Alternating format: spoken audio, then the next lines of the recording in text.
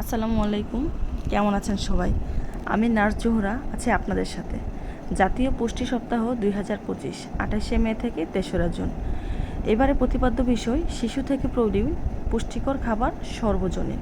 সুস্থভাবে বাঁচার মূল চাবিকাঠি হচ্ছে সুষম খাবার। সুষম খাবার বা পুষ্টিকর খাবার মানে যে সমস্ত খাবার শরীরের জন্য অতি প্রয়োজনীয়, যেমন কার্বোহাইড্রেট বা শর্করা, প্রোটিন বা আমিষ, ফ্যাট, ভিটামিন, মিনারেলস, পানি। আমাদের জানতে হবে কোন খাবারে কী ধরনের পুষ্টি থাকে। প্রথমেই আমরা বলবো কার্বোহাইড্রেট। কার্বোহাইড্রেট খাবারের মধ্যে রয়েছে রুটি, পাউরুটি, চিড়া, মুড়ি, আলু, মিষ্টি আলু, ভাত এবং শস্য জাতীয় খাবার। এগুলো সবগুলোই শর্করা জাতীয় খাবার। এই জাতীয় খাবার শরীরের শক্তির প্রধান উৎস। 50 থেকে 60% আমাদের কার্বোহাইড্রেট গ্রহণ করা উচিত। এছাড়া রয়েছে আমিষ। আমিষের মধ্যে রয়েছে মাছ, মাংস, ডিম, দুধ, সকল প্রকার ডাল, সজনে এবং দুধের তৈরি সকল খাদ্য। এই সকল খাবার দেহের জন্য অতি প্রয়োজনীয়।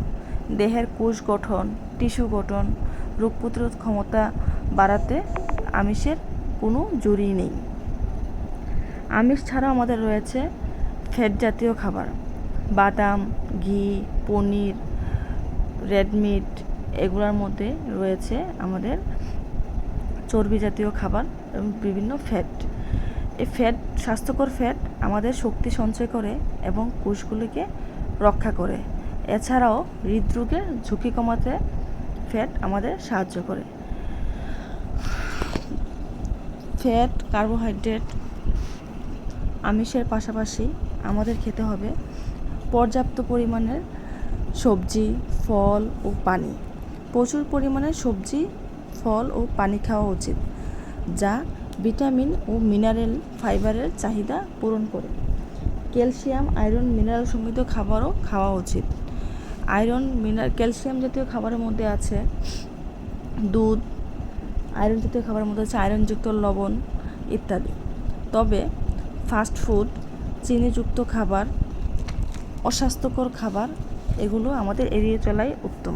ভিটামিন শরীরের রাসায়নিক বিক্রিয়া নিয়ন্ত্রণে সহায়তা করে।